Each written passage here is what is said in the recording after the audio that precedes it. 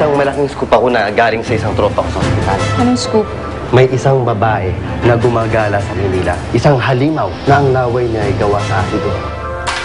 Ano nangyayari sa akin? Bakit ako nagkakaganito? Naampun mo yung ako mo patapos kumita ka? Eh, mabuti na yon. Bubuti pa ang buhay niya doon sa umampun sa kanya. Kumita pa ako. Tingnan niyo si Lela yun! Sira ang sapatos! Ang cheap-cheap na sinusuot. Angelina, bad yan, ha? Everybody watch out because there is another dangerous superhuman around. And now the question is, who is she? And will Captain Barbel and the Liga ng Kalayaan catch her before she gets her lips on another unsuspecting victim? Isang babaeng may acidic saliva. Hindi kaya isa na siyang superhuman. Posible. Kailangan natin pumila sa gabi. Kailangan natin siyang mahanap bago pa siya makapanakit ng mga tao.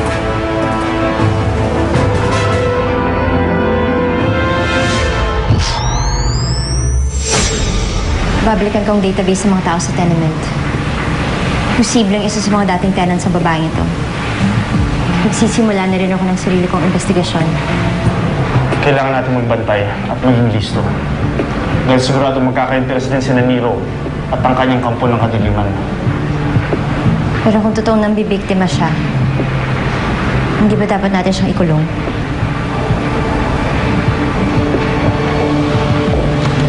Cyclone. Saan ka pupunta? Akala ko may sabihin ka pa sa akin. Next time na lang. Mas may importante pa kayo kailangan gawin ni Lani. Tsaka na tayo mag-isa. Sige, magkita na tayo sa training mamaya.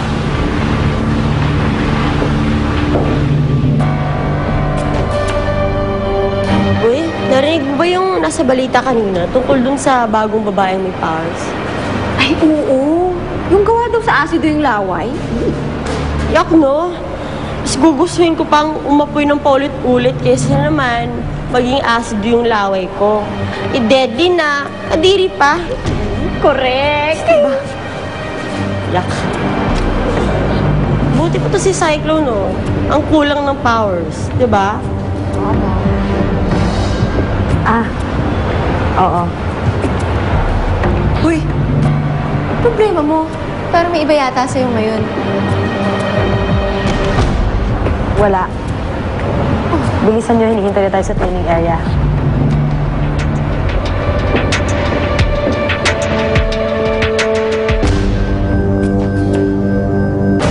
Ang tatag na pag-iisip ay may katumbas sa lakas ng kapangyarihan. Kailangan nyo matuto mag-focus. Kapag mas focus ng isip ninyo, mas magiging malakas ang kapangyarihan nyo. Tutungtong kayo dyan at babalansin ninyo ang sarili ninyo. Sa ganung paraan, mahasa ang pag-iisip at katawan ninyo. Ang epekto nun, mas focus na pag-iisip at mas malakas sa pagkontrol ng kapangyarihan. Simulan na natin.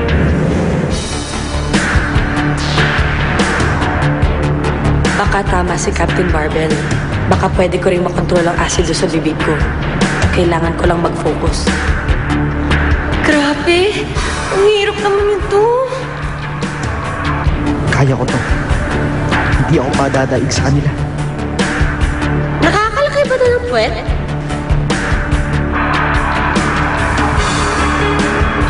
Wala pa rin si Blade. Nag-aalala na nga ako sa kanya eh. Siya pa naman yung tipong palaging excited sa training. Ako bahala. Pupuntahan ko siya.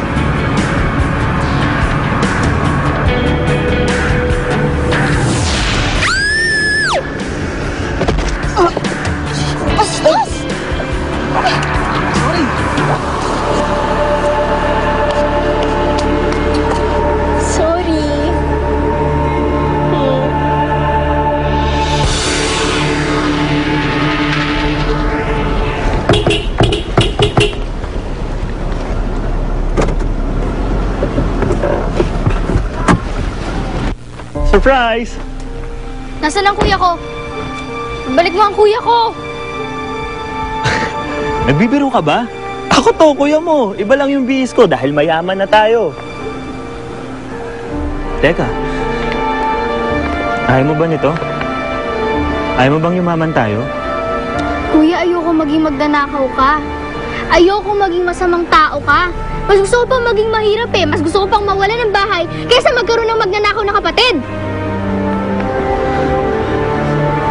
Pero Misha, ito yung pinangarap natin.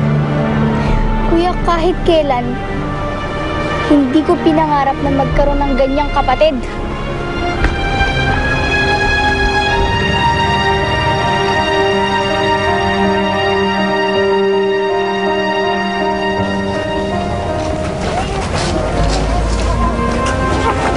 Uy!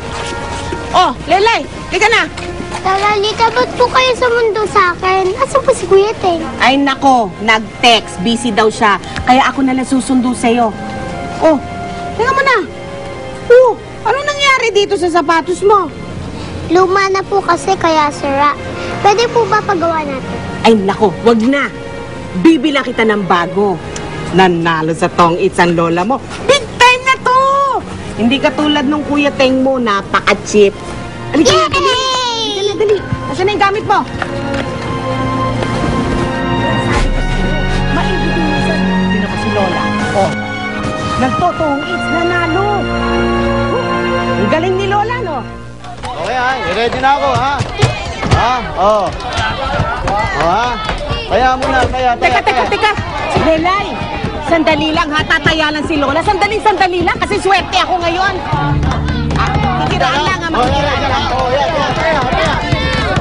Kaya. Ha? Oh, ito, sandaan, oh. Dito. Hoy, tayo mo dyan. Ayan na. Okay. Sandali lang to, ha? Walang kamay nyo, ha? Oo, ha? Oo. Ayan! Yan! Talo kayo. Oh, ayan na. Talo kayo. Oh, ay, bayad, oh. Uy, may papi!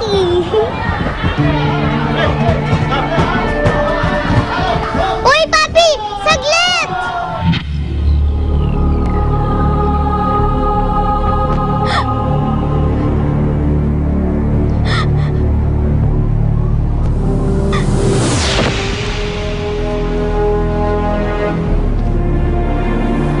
Anong nangyari, Misha?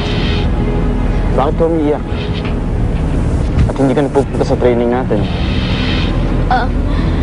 Nagka-problema lang sa bahay, Captain Barbell. Hindi ko na nga alam kung anong gagawin ko sa kuya ko eh. Bakit ang problema sa kapatid mo?